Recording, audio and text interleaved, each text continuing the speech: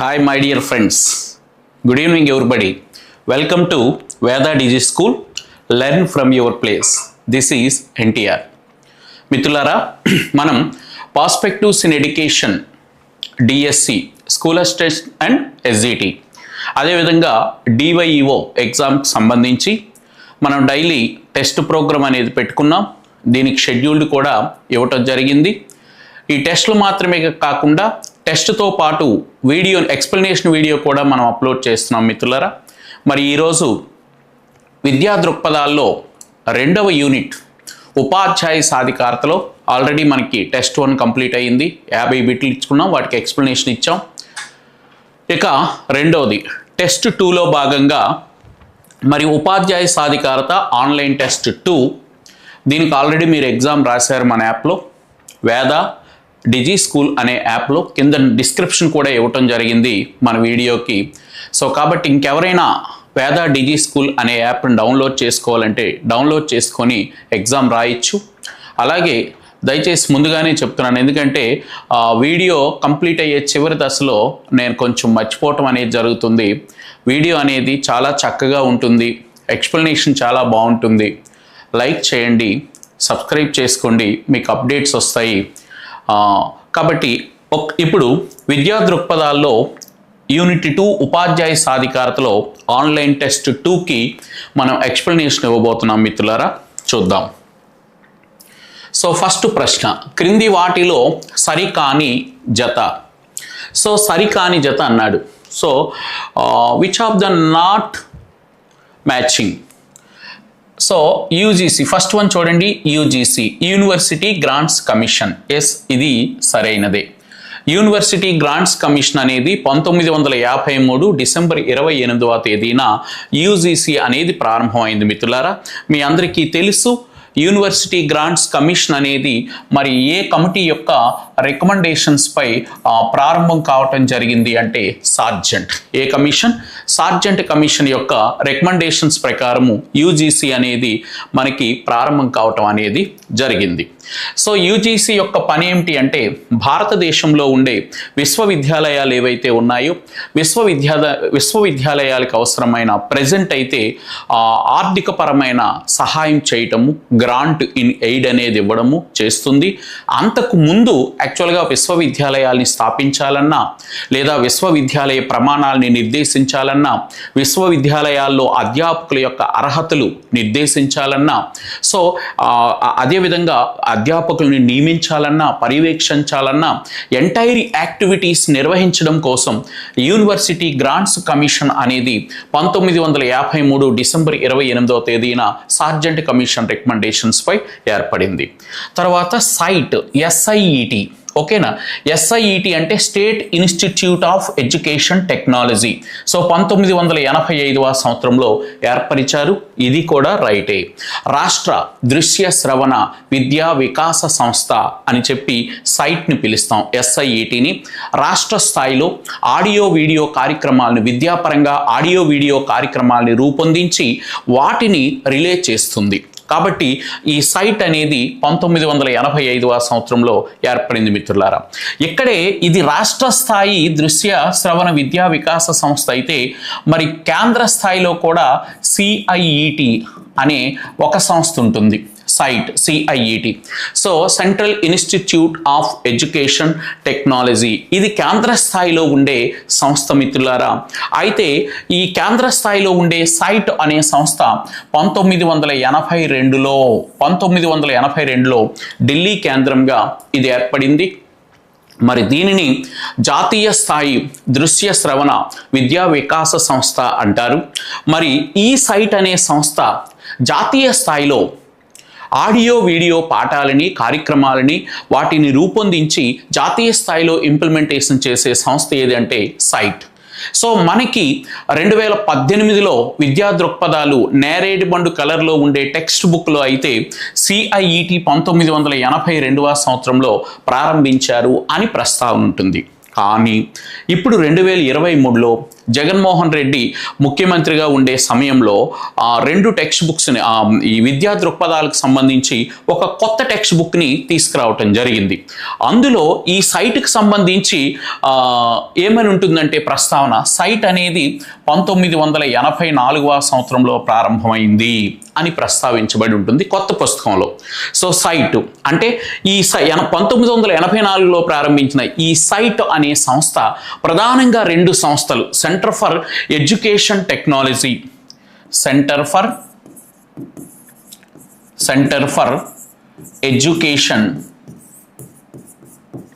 Education technology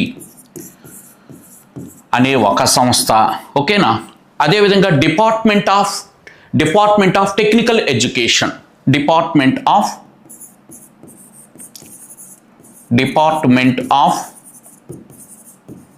technical education. ఈ 2 సంస్థలు కలిపి 1984వ సంవత్సరంలో సైట్గా ఏర్పడ్డాయి అని మనకి ప్రస్తావన ఉంటుందన్నమాట. మిత్రులారా, ఈ విషయాన్ని గమనించండి. సో SIET అనేది రాష్ట్ర స్థాయి సంస్థ, CIET అనేది కేంద్ర స్థాయి సంస్థ. ఈ 2 కూడా వాటి ఉద్దేశం ఏమిటి అంటే పాఠశాలలకు అవసరమైన ఆడియో వీడియో కార్యక్రమాలని, లెసన్స్ని తయారు చేసి వాటిని సప్లై చేస్తాయి. సో దీనిని రాష్ట్ర స్థాయి దృశ్య శ్రవణ విద్యా వికాస సంస్థ అంటారు. దీన్ని కేంద్ర స్థాయి లేదా జాతీయ దృశ్య శ్రవణ విద్యా వికాస సంస్థ అంటారు. ఇదైతే ఆ రాష్ట్రంలో, మనకైతే హైదరాబాద్లో ఉంది, ఇదైతే ఢిల్లీలో ఉంది. సో ఇక్కడ విషయానికి గమనిస్తే SIET అనేది 1985లో ఏర్పడింది. ముందు టెక్స్ట్ బుక్లోనైనా ఇప్పుడైనా ఇదే ప్రస్తావన ఉంటుంది. CIET దగ్గర కొంచెం మీరు క్లారిటీ నేర్చుకోవాలి. CIET ఎప్పుడు ఏర్పరిచారు అనే దానికి సంబంధించి గతంలో చంద్రబాబు నాయుడు గారి ప్రభుత్వం ఉండేటప్పుడు నేరేడ్ బండు కలర్లో అట్టతో తెలుగు అకాడమీ పుస్తకంలో 1982లో స్థాపించారు అని ఉంటుంది.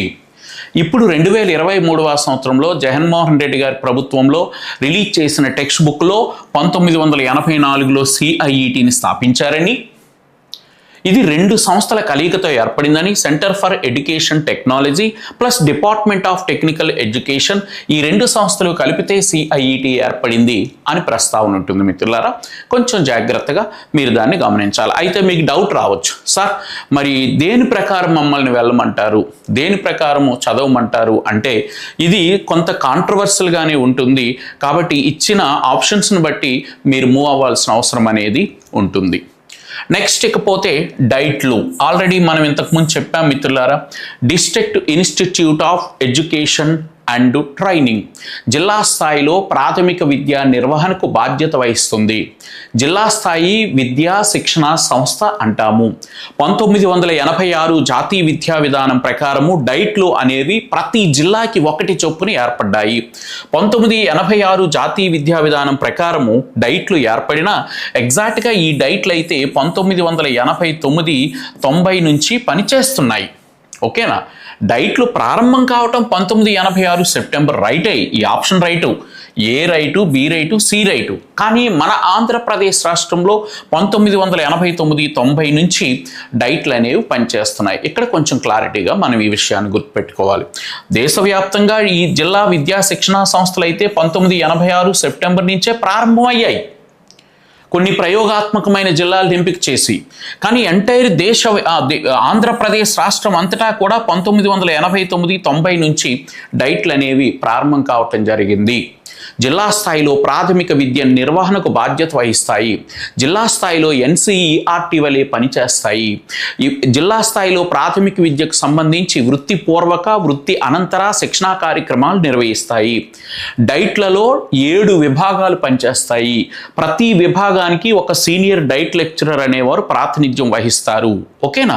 కరికులం డెవలప్మెంట్కి, మరి అదేవిధంగా టెక్నికల్ ఎడ్యుకేషన్కి, అదేవిధంగా వృత్తిపూర్వక శిక్షణకి, అదేవిధంగా వృత్తి అనంతర శిక్షణకి, సో అదేవిధంగా వనరుల నిర్వహణకు, అదేవిధంగా పరిపాలనా విభాగానికి. సో ఇలా డైట్లలో ఒక్కొక్క అంశానికి ఒక్కొక్క విభాగం పనిచేస్తుందండి. మొత్తం 7 విభాగాలు ఇక్కడ ప్రిన్సిపల్స్ ఆధ్వర్యంలో పనిచేయటం జరుగుతుంది. సో ప్రతి జిల్లాకి ఒక డైట్ అనేది ఉంది. ప్రస్తుతం ఆంధ్రప్రదేశ్లో 13 జిల్లాలకి 13 డైట్లు ఉన్నాయి. ఉమ్మడి రాష్ట్రంలో 23 జిల్లాలకి 23 డైట్లు ఏర్పరిచారు. అదనంగా ట్రైబల్ డైట్లను కూడా ఏర్పరిచారు. తెలంగాణలో అయితే ఆదిలాబాద్ జిల్లాలో ఉట్నూరులో ఒక ట్రైబల్ డైట్ ఉంది. ఆంధ్రప్రదేశ్లో అయితే అరకులో ఒక ట్రైబల్ డైట్ని ఏర్పాటు చేయటం అనేది జరిగిందనమాట. సో ఇది డైట్లకు సంబంధించిన ప్రస్తావన. ఇకపోతే IASE, institute of advanced studies in education. So institute of advanced, ఇది ఇక్కడ ఈ మ్యాచింగ్ అనేది wrong. Institute of advanced studies in education మిత్రులారా, ఇవి మన దేశంలో అప్పటి వరకు ప్రాథమిక విద్యకు సంబంధించి వృత్తిపూర్వక శిక్షణ ఇవ్వటానికి డైట్లు ఉన్నాయి. మాధ్యమిక విద్యకు సంబంధించి బిఎడ్ కాలేజెస్ ఉన్నాయి. వీటికంటే దేశవ్యాప్తంగా మాధ్యమిక విద్యలో నాణ్యవంతమైన ఉపాధ్యాయులను తయారు చేయాలి అనే ఉద్దేశంతో బిఎడ్ కోర్సులను నిర్వహిస్తుంది, ఎంఎడ్ కోర్సుల్ని కూడా నిర్వహిస్తూ institute of advanced studies in education అనేవి కొత్తగా ప్రారంభం కావటం జరిగింది మిత్రులారా. ఇవి మరి మన దేశంలో 1989-90 విద్యా సంవత్సరం నుంచి IASEలు అనేవి ప్రారంభమయ్యాయి మన దేశంలో. మన రాష్ట్రంలో అయితే 4 IASEలని శాంక్షన్ చేశారు 89-90 నుంచి. ఒకటి విశాఖపట్నంలో ఆంధ్ర యూనివర్సిటీలో ఒకటి ఉంది, 2 రాజమండ్రిలో ఒక IASE ఉంది, 3 నెల్లూరులో ఒక IASE ఉంది, 4 కర్నూలులో ఒక IASE ఉంది. ఆంధ్రప్రదేశ్లో 4 IASEలని ఏర్పాటు చేయడం అనేది జరిగింది. 4 ఉన్నాయి ఇక్కడ. సో ఈ IASEల ఏర్పాటు అనేది 1989-90 నుంచి జరిగిందనమాట. కాబట్టి ఈ ప్రశ్నకు సంబంధించి క్రింది వానిలో సరికాని జత అంటే D is the right answer. ఓకేనా. నెక్స్ట్ మనం రెండో ప్రశ్నకు వెళ్తే మిత్రులారా, క్రింది వాటిలో వాటి గుర్తింపు ఆధారంగా సరికానిది. గుర్తింపు ఆధారంగా సరికానిది అంటే ఏమీ లేదు మిత్రులారా. ఈ సంస్థ దాని యొక్క ప్రాథమిక ధర్మాన్ని మనం ఎక్కడ గమనించాలా, ఆ సంస్థ దేనికోసం పనిచేస్తుంది అనే విషయాన్ని మనం ఈ సందర్భంలో గమనించాలన్నమాట. సో NCTE అంటే national council of teacher education, జాతీయ స్థాయిలో ఉపాధ్యాయ విద్యకు సంబంధించి అత్యున్నతమైన ప్రమాణాలు తయారు చేసే సంస్థ NCTE. ఎస్, ఇది రైటు. తర్వాత AICTE, all India council of technical education, ITI colleges. Okay, ఇది కూడా రైటే, టెక్నికల్ ఎడ్యుకేషన్కి సంబంధించింది. RIE, regional institute of education, RIE ఇది వృత్తి విద్య అన్నాడు, ఇది పొరపాటు. ఓకేనా. RIE అనేది రీజనల్ ఇన్స్టిట్యూట్ ఆఫ్ ఎడ్యుకేషన్స్ అనేవి బిఎడ్ నుంచి అంటే ఉపాధ్యాయ విద్యను చూస్తాయి, పాఠశాల విద్యను చూస్తాయి. కాబట్టి వృత్తి విద్య అనేది పొరపాటు. నోపా, ప్రణాళిక మరియు పరిపాలన. ఎస్, కాబట్టి రెండో దానికి సరికాని జత ఏది అంటే RIE. ఒకసారి దీని యొక్క విస్తృతమైన ఎక్స్ప్లెనేషన్కి మనం ఒకసారి గమనిస్తే మిత్రులారా, NCTE national council of teacher education భారతదేశంలోనే ఉపాధ్యాయ వృత్తికి సంబంధించి అత్యున్నతమైన సంస్థ. భారతదేశంలో ఉపాధ్యాయ వృత్తికి సంబంధించిన ఉపాధ్యాయ వృత్తికి సంబంధించిన ప్రణాళికలను రూపొందించే సంస్థ. భారతదేశంలో ఉపాధ్యాయ విద్యకు సంబంధించి విద్యా ప్రణాళికను తయారు చేసే సంస్థ NCTE. భారతదేశంలో ఎంటైర్ ఉపాధ్యాయ విద్యా సంస్థలన్నింటి మీద నియంత్రణ కలిగి ఉండే అత్యున్నతమైన జాతీయ స్థాయి సంస్థ ఏది అంటే NCTE. మరి ఈ NCTE గురించి మనం ఇంతకు ముందు మాట్లాడాం మిత్రులారా. 1973వ సంవత్సరంలో national council of teacher education NCTE అనేది ఏర్పడింది. దీనికి 1993వ సంవత్సరంలో చట్టబద్ధత లభించింది. 1995వ సంవత్సరం నుంచి NCTE అనేది స్వయం ప్రతిపత్తి గల సంస్థగా పనిచేస్తున్నది. 73లో ఏర్పడింది, 93లో చట్టబద్ధత, 95లో స్వయం ప్రతిపత్తి. మరి ఈ NCTEకి సంబంధించి దేశవ్యాప్తంగా 4 ప్రాంతీయ కార్యాలయాలు ఉన్నాయి మిత్రులారా. ఎన్నున్నాయి? 4. ఉత్తర ప్రాంత కార్యాలయం జైపూర్లో ఉన్నది, తూర్పు ప్రాంత కార్యాలయం భువనేశ్వర్లో ఉన్నది, మధ్య ప్రాంత కార్యాలయం భోపాల్లో ఉన్నది, దక్షిణ ప్రాంత కార్యాలయము ఇక్కడ దయచేసి గమనించాలి, దక్షిణ ప్రాంతం సౌత్ రీజియన్కి వచ్చేసరికి బెంగళూరు. ఎక్కడ? బెంగళూరు. దయచేసి ఈ విషయాన్ని గమనించాలి మిత్రులారా. National council for teacher education 73లో ఏర్పడింది, 93లో చట్టబద్ధత, 95 నుంచి స్వయం ప్రతిపత్తి సంస్థగా పనిచేస్తుంది. ఎన్సిటిఈ యొక్క ఉత్తర ప్రాంత కార్యాలయం జైపూర్లో ఉన్నది. ఎన్సిటిఈ యొక్క మధ్య ప్రాంత కార్యాలయం తూర్పు ప్రాంత కార్యాలయం భువనేశ్వర్లో ఉన్నది. ఎన్సిటిఈ యొక్క సెంట్రల్ మధ్య ప్రాంత కార్యాలయం భోపాల్లో ఉన్నది. ఎన్సిటిఈ యొక్క దక్షిణ ప్రాంత కార్యాలయం బెంగళూరులో ఉన్నది. ఓకేనా? సో ఇది ఉపాధ్యాయ విద్యకు సంబంధించి అభివృద్ధి ప్రణాళికలు కానీ పాఠ్య ప్రణాళికలు కానీ అన్నింటినీ కూడా తయారు చేస్తుంది. Next AICTE, all India council for technical education. మన భారతదేశంలోనే సాంకేతిక విద్యకు సంబంధించి ప్రణాళికలు తయారు చేసి సాంకేతిక విద్యపై నిర్వహణ చేసి పర్యవేక్షణ చేసి సాంకేతిక విద్యా ప్రమాణాలను రూపొందించడము, సాంకేతిక విద్యా సంస్థలపై నియంత్రణ చేయటము, సాంకేతిక విద్యను నిర్వహించడము, సాంకేతిక విద్యా సంస్థల ఏర్పాటు చూడడము, అంత బాధ్యత కూడా all India council for technical education దీనికి సంబంధిస్తుంది. ఇక్కడ పాలిటెక్నికల్ ఎడ్యుకేషన్ కావచ్చు, ఐటీఐ ఎడ్యుకేషన్ కావచ్చు, ఏదైనా సరే దీని అండర్లోనికే వస్తుంది. మరి ఏఐసిటిఈ అనే సంస్థను ఏర్పరచాలి అని సూచించిన కమిటీ ఏది అంటే సార్జెంట్ కమిటీ. ఈ సార్జెంట్ కమిటీ రికమెండేషన్స్ పై మన దేశంలో 1945వ సంవత్సరంలో ఏఐసిటిఈ అనేది ఏర్పడింది. మరి ఏఐసిటిఈకి ఒక ప్రత్యేకమైన చట్టం కూడా 1988వ సంవత్సరంలో చేయటం జరిగింది. కాబట్టి 88 ఏఐసిటిఈ యాక్ట్ ప్రకారము ఈ ఏఐసిటిఈ అనేది పనిచేస్తున్నది. Next RIE. కాబట్టి ఇది సరికానిది ఏదంటే RIE, regional institute of education అనేది ఈ ప్రాంతీయ విద్యా కేంద్రాలు ఉపాధ్యాయ విద్యలో బీఈడీ కళాశాల పనితీరును పర్యవేక్షించడం, ఎంఈడీ కళాశాలల పనితీరును పర్యవేక్షించడం, మరి ఆ ప్రాంతంలో ఉపాధ్యాయ విద్యా కేంద్రాలు ఏవైతే ఉన్నాయో వాటి పనితీరును పర్యవేక్షిస్తూ పాఠ్య ప్రణాళిక సక్రమంగా అమలవుతుందా లేదా చూడడము, అభివృద్ధి ప్రణాళికలు రూపొందించడము వంటి కార్యక్రమాలని ఈ ప్రాంతీయ విద్యా సంస్థలు ఆర్ఐఈలు అనేవి నిర్వహిస్తాయి మిత్రులారా. యాక్చువల్గా ఆర్ఐఈలు అనేవి ఎన్సీఈఆర్టీలో అండర్లో పనిచేస్తాయి అన్నమాట. ఎన్సీఆర్టీ అండర్లో పనిచేసిన ఈ ఆర్ఐఈలు అనేవి పనిచేస్తాయి. యాక్చువల్గా ఆర్ఐఈలు ఎప్పుడు ఏర్పడ్డాయంటే ఫస్ట్ 1963వ సంవత్సరంలో ఏర్పడ్డాయి. రీజనల్ ఇన్స్టిట్యూట్ ఆఫ్ ఎడ్యుకేషన్ అనే సంస్థలు 1963 ఆగస్టు 15వ తేదీన ఏర్పడ్డాయి. ఓకేనా? తర్వాత 1963వ సంవత్సరం ఆగస్టు 15వ తేదీన ఇవి పూర్తిగా ఏర్పడలేదు. అప్పట్లో వీటిని ఏమని పిలిచేవారు అంటే రీజనల్ కాలేజెస్ ఆఫ్ ఎడ్యుకేషన్ అనే పేరుతో ప్రారంభమయ్యాయి. ఫస్ట్ యాక్చువల్గా 4 స్టార్ట్ అవుతాయి మొదట్లో. 1963వ సంవత్సరంలోనే ఆర్ఐఈలు అనేవి ప్రారంభమయ్యాయి. ఎవరి అండర్లో ప్రారంభం అయ్యాయి అంటే ఎన్సీఈఆర్టీ అండర్లో. మరి ఈ ఆర్ఐఈలు మొదట 63లో ప్రారంభం అయ్యేటప్పుడు ఏ పేరుతో ప్రారంభం కావటం జరిగిందంటే రీజనల్ కాలేజ్ ఆఫ్ ఎడ్యుకేషన్ అనే పేరుతో ప్రారంభం కావటం జరిగింది. సో తర్వాత కాలానికి వచ్చేసరికి 1995వ సంవత్సరం నాటికి వచ్చేసరికి ఈ రీజనల్ కాలేజెస్ ఆఫ్ ఎడ్యుకేషన్గా ప్రారంభమైన ఈ సంస్థలు రీజనల్ ఇన్స్టిట్యూట్ ఆఫ్ ఎడ్యుకేషన్గా 1995లో ప్రారంభం కావటం అనేది జరిగింది. ప్రస్తుతం మనకి ఆర్ఐఈల విషయానికి వచ్చేసరికి నార్త్లో ఆర్ఐఈ యొక్క రీజనల్ కార్యాలయం నార్త్లో అజ్మీర్లో ఉన్నది. రాజస్థాన్లోని అజ్మీర్లో నార్త్ కార్యాలయం ఉంది. మరి అదేవిధంగా తూర్పు ప్రాంత కార్యాలయం భువనేశ్వర్లో ఉంది. సేమ్ తూర్పు ప్రాంత కార్యాలయం భువనేశ్వర్. అదేవిధంగా మరి సౌత్ కార్యాలయం మైసూర్లో ఉన్నది. సౌత్ కార్యాలయం ఎక్కడుంది? మైసూర్. మరి అదేవిధంగా సెంట్రల్ కార్యాలయం భోపాల్లో ఉన్నది మిత్రులారా, గమనించండి.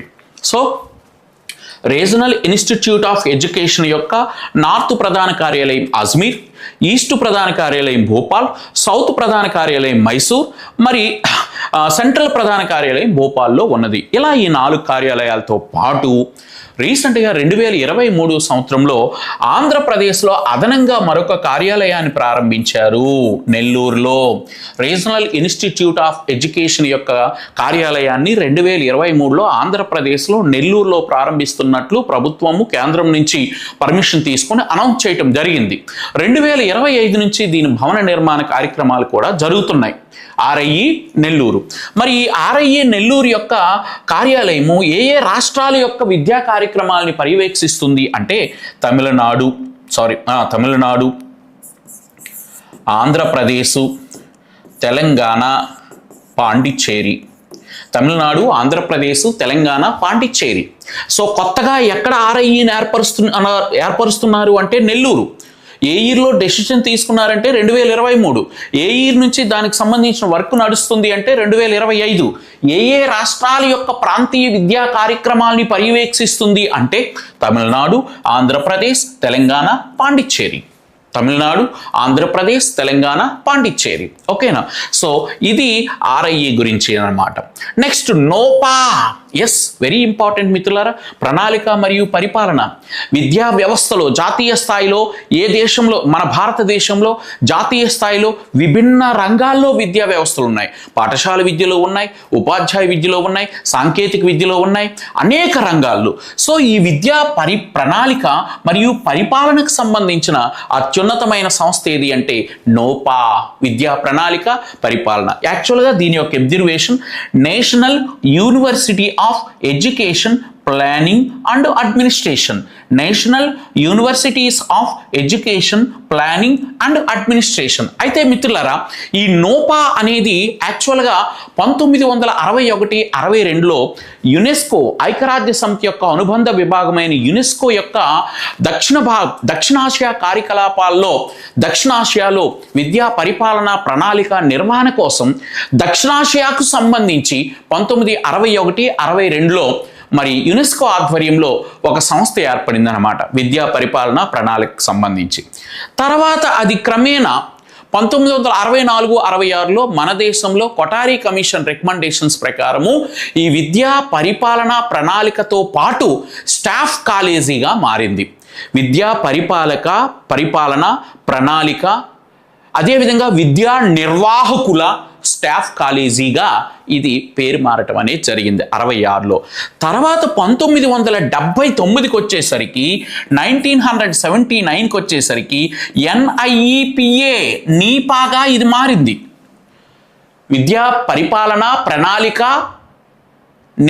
స్టాఫ్ కాలేజీ అనేది 1979లో నీపాగా మారింది. National institute of education planning and అడ్మినిస్ట్రేషన్గా మారింది. నీపాగా 1979లో మారితే 2006 సంవత్సరంలో దీనికి విశ్వవిద్యాలయ హోదా లభించి, నేపాకి విశ్వవిద్యాలయ హోదా లభించి ఇది నోపాగా మారింది. National university of education planning and administration. విద్యా సంస్థలు ఏవైతే ఉన్నాయో విద్యా సంస్థలన్నిటికీ కూడా పరిపాలన ప్రణాళిక విభాగాల్లో అవసరమైన గైడ్ లైన్స్ తయారు చేసి శిక్షణ ఇచ్చి సమర్థవంతమైన విద్యా పరిపాలన ప్రణాళిక జరిగే విధంగా కృషి చేసే జాతీయ స్థాయి సంస్థయే నోపా. సో ఇది మనకి సెకండ్ క్వశ్చన్ యొక్క ఎక్స్ప్లెనేషన్. నెక్స్ట్, క్రింది వానిలో ఏ ప్రదేశాల్లో యూజీసీ యొక్క ప్రాంతీయ కార్యాలయం లేదు? ఎస్ మిత్రులారా, సో ఏ ప్రదేశంలో ప్రాంతీయ కార్యాలయం లేదు? యూనివర్సిటీ గ్రాంట్స్ కమిషన్కి హైదరాబాద్లో రీజనల్ ఆఫీస్ ఉంది, పూణేలో రీజనల్ ఆఫీస్ ఉంది, గౌహతిలో రీజనల్ ఆఫీస్ ఉంది, చెన్నైలో లేదు. D is the right answer. So క్రింది వానిలో ఏ రికార్డు పాఠశాలలో జరిగే వివిధ సంఘటనలు వివరాల గురించి చెబుతుంది? Yes log book. ఏదండి? లాగ్ బుక్ అనమాట మిత్రులారా. లాగ్ బుక్ అనేది పాఠశాలలో జరిగే వివిధ సంఘటనలు, ఎప్పుడు ఏ సంఘటనలు జరిగాయి వాటన్నింటి వివరాలని కూడా లాగ్ బుక్లో పొందుపరచడం జరిగింది మిత్రులారా. అందువలన లాగ్ బుక్ అనేది పాఠశాల యొక్క చరిత్రను గురించి వివరిస్తుంది. పాఠశాల చరిత్రను గురించి వివరించేది ఏదంటే లాగ్ బుక్. ఓకేనా? పాఠశాలలో ఆగస్టు 15ని ఎట్లా నిర్వహించారు, జనవరి 26ని ఎట్లా నిర్వహించారు, లేదా ఒకవేళ స్కౌట్స్ అండ్ గైడ్స్ కార్యక్రమం ఏదైనా జరిగిందా, లేదా స్పోర్ట్స్ మీట్ ఏదైనా జరిగిందా, లేదా ఎగ్జిబిషన్ ఏదైనా జరిగిందా, లేదా మాక్ అసెంబ్లీ ఏదైనా జరిగిందా అంటే ఒక విద్యా సంవత్సరంలో పాఠశాలలో జరిగిన వివిధ సంఘటనల గురించి తెలియచేసేది లాగ్ బుక్ అండి. పాఠశాల చరిత్రని గురించి కూడా తెలియచేసేది లాగ్ బుక్. అయితే సో 4కి ఆన్సర్ 2. విజిటర్ బుక్స్కి లాగ్ బుక్కి తేడా ఉంది, 2 ఒకటైతే కాదు. సో లాగ్ బుక్ దేనికోసం అంటే పాఠశాలలో ప్రత్యేకంగా పర్యవేక్షణ చేద్దాము అనే ఉద్దేశంతో పర్యవేక్షణాధికారుల కోసం సిద్ధపరిచినది లాగ్ బుక్. అంటే ఒక డిఈఓ గారు కావచ్చు, డిప్యూటీ డిఈఓ గారు కావచ్చు, ఎంఈఓ గారు కావచ్చు, లేదా డైట్ ప్రిన్సిపల్ నేతృత్వంలో స్పెషల్ టీం కావచ్చు, ఆ పాఠశాలని ఇన్స్పెక్షన్ చేద్దాము అనే ఉద్దేశంతో, పాఠశాలని అబ్జర్వేషన్ చేద్దాము అనే ఉద్దేశంతో వచ్చినప్పుడు వాళ్ళు దేనికోసం వచ్చి ఏంటి అబ్జర్వ్ చేశారు, ఇచ్చిన సలహాలు సూచనలు పొందుపరిచేది ఏది అంటే లాగ్ బుక్. విజిటర్స్ బుక్ అంటే పాఠశాలకు వచ్చే ప్రతి వ్యక్తి, ఒక స్వతంత్రోద్యమ నాయకుడు కావచ్చు, ఒక సంఘ సంస్కర్త కావచ్చు, ఒక శాస్త్రవేత్త కావచ్చు, పాఠశాలని చూసి పాఠశాలకు సంబంధించి వివరాలు రాస్తే దాన్ని విజిటర్ బుక్స్ అంటారు. తర్వాత మినిట్స్ బుక్ అంటే పాఠశాల సమావేశాల్లో కానీ ఏదైనా మీటింగ్లో కానీ ప్రతి మినిట్ టు మినిట్ జరుగుతున్న కార్యక్రమాన్ని నమోదు చేసే పుస్తకాన్ని ఏమంటారంటే మినిట్ బుక్ అంటారు. వార్షిక క్యాలెండర్ అంటే పాఠశాల ఆ సంవత్సరంలో ఏ విధంగా నిర్వహించాలి అనే తెలియచేసేదే వార్షిక క్యాలెండర్. కాబట్టి పాఠశాల చరిత్రను తెలిపేది, పర్యవేక్షణాధికారుల యొక్క సలహాలు సూచనల వివరాలు రాసేది, అదేవిధంగా వివిధ సంఘటనలు వివరాల గురించి తెలియచేసేది ఏది అంటే లాగ్ బుక్ అని చెప్పి పిలుస్తాం మిత్రులారా. ఎప్పటికప్పుడు విద్యలో ప్రగతిని లోపాలని పసిగట్టి ప్రభుత్వానికి నివేదికల రూపంలో పంపించే సంస్థ ఎన్సిఈఆర్టీఏ.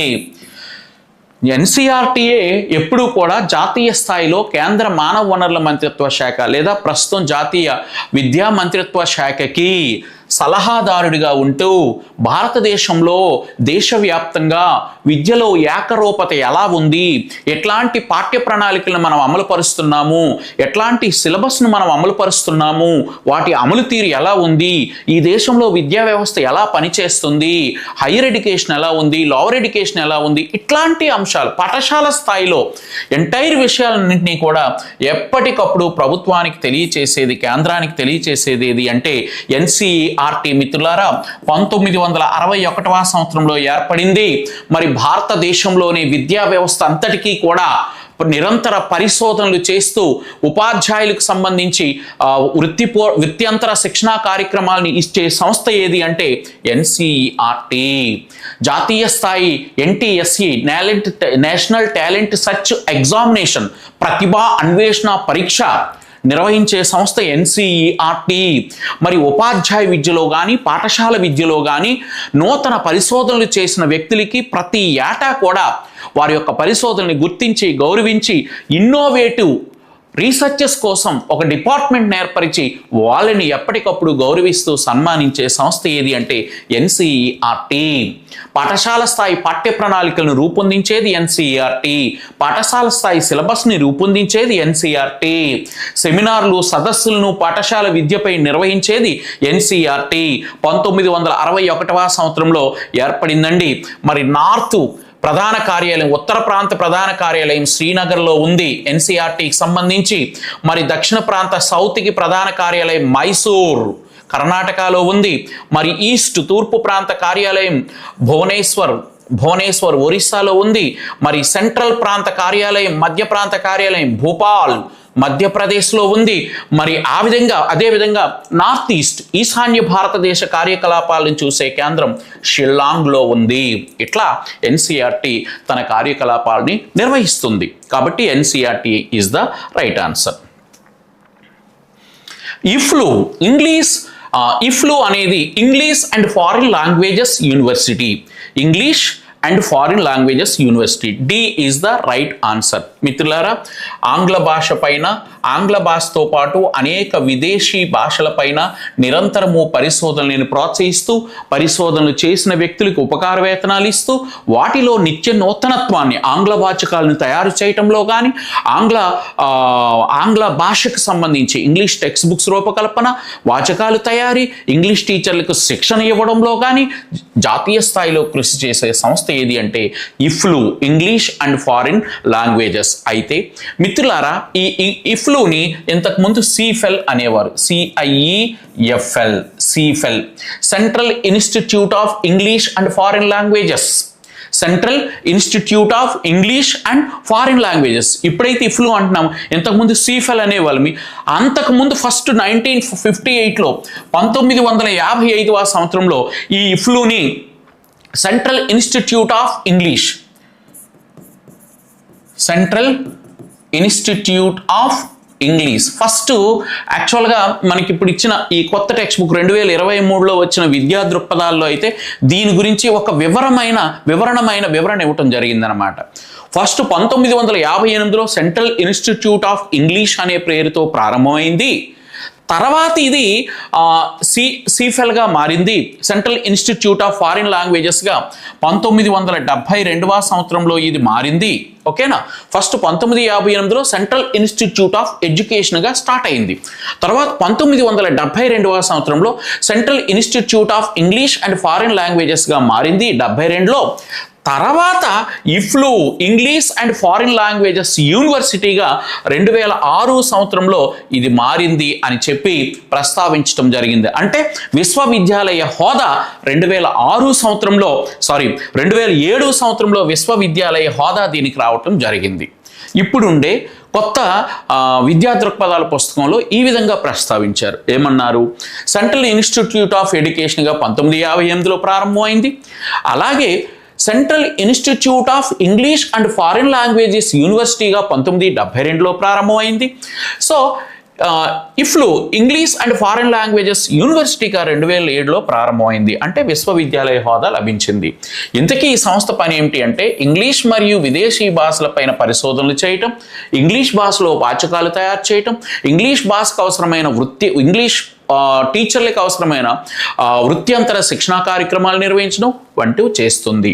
అయితే మిత్రులారా, ఇప్పటికీ ఇంగ్లీష్తో పాటు దాదాపు 11 విదేశీ భాషల్లో ఇది పరిశోధనలు, అధ్యయనం చేస్తుంది.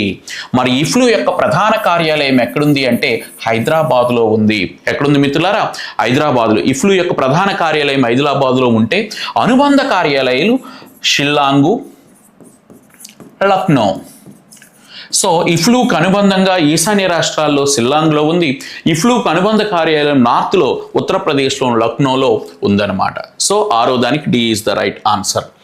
విశ్వవిద్యాలయాల నిధుల సంఘమునకు స్వయం ప్రతిపత్తి, డైరెక్ట్ క్వశ్చన్ 1953లో ఏర్పడితే దీనికి స్వయం ప్రతిపత్తి 1956లో వచ్చింది. ఇంగ్లీష్ మరియు విదేశీ భాషల విశ్వవిద్యాలయం యొక్క కార్యాలయం హైదరాబాద్ కాకుండా మరి ఎక్కడుంది? ఎస్, లక్నోలో ఉంది, షిల్లాంగ్లో ఉంది. సో షిల్లాంగ్ ఇక్కడ వరకు అయితే 8వ దానికి సి రైట్ ఆన్సర్. లక్నోలో కూడా ఉంది, షిల్లాంగ్లో ఉంది. క్రింది ఏ సంస్థకు జాతీయ మానవ వనరుల శాఖ మంత్రి అధ్యక్షులుగా రాష్ట్ర విద్యాశాఖ మంత్రులు సభ్యులుగా ఉంటారు? Yes, NCERT. ఇదొక పెద్ద బాడీ, ఎగ్జిక్యూటివ్ బాడీ ఉంటుంది.